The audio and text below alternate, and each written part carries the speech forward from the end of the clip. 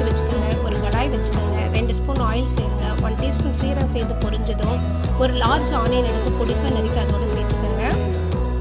இதில் 2 பச்சை மிளகாய் நறுக்கி அதோட சேர்த்துக்கோங்க. ரெண்டையும் சேர்த்து நல்லா வதக்கி விடுங்க.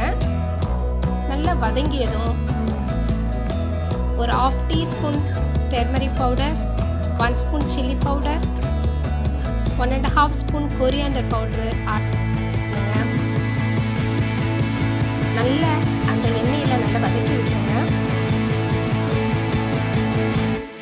இப்போ இந்த மசாலையோட நம்ம ஒரு 4 சின்ன தக்காளி பழம் எடுத்து அதை நல்லா மிக்ஸி ஜாரில் போட்டு அரைச்சி இந்த ஆனியனோட மிக்ஸ் பண்ணிடுங்க.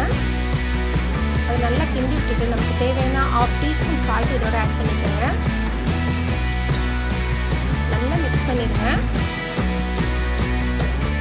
அந்த மிக்ஸி ஜாரில் ஒரு 1/2 கிளாஸ் தண்ணி ஊற்றி அந்த தண்ணி அந்த கிரேவியோடு சேர்த்து நல்லா வேக வச்சுருங்க.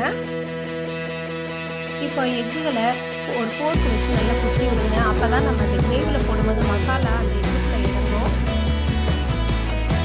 நல்லா அந்த மசாலையோட நல்லா மிக்ஸ் பண்ணி கிண்டி விடுங்க. கிண்டி விட்டுட்டு நம்ம ஒரு மூடி போட்டு ஒரு 2 நிமிஷம் அந்த எக்குகளை அந்த மசாலையோட வேக விட்டுறலாம். இப்போ எடுத்து பார்த்தா அந்த கிரேவிலேருந்து எண்ணெய் பிரிஞ்சிருச்சு. ஸோ நம்மளுடைய எக்கு கிரேவி இப்போ ரெடி ஆயிடுச்சு. அது நல்லா கிண்டி விட்டுட்டு அதில் கொஞ்சம் நறுக்கின கொத்தமல்லி தலையில் ஆட் பண்ணிடுங்க. இப்போ மறுபடியும் நல்லா கிண்டி விடுங்க.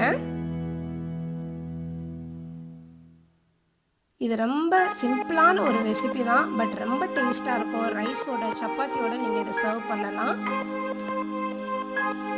இதை நீங்கள் சாப்பிட்டு பாருங்கள். இந்த ரெசிபி உங்களுக்கு பிடிச்சிருந்தா உங்கள் ஃப்ரெண்ட்ஸ்க்கு ஷேர் பண்ணுங்கள். இந்த சேனல் கமெண்ட் பண்ணுங்கள். இந்த சேனலுக்கு சப்ஸ்கிரைப் பண்ணுங்கள். இந்த வீடியோ பார்த்ததுக்கு ரொம்ப தேங்க்ஸ்.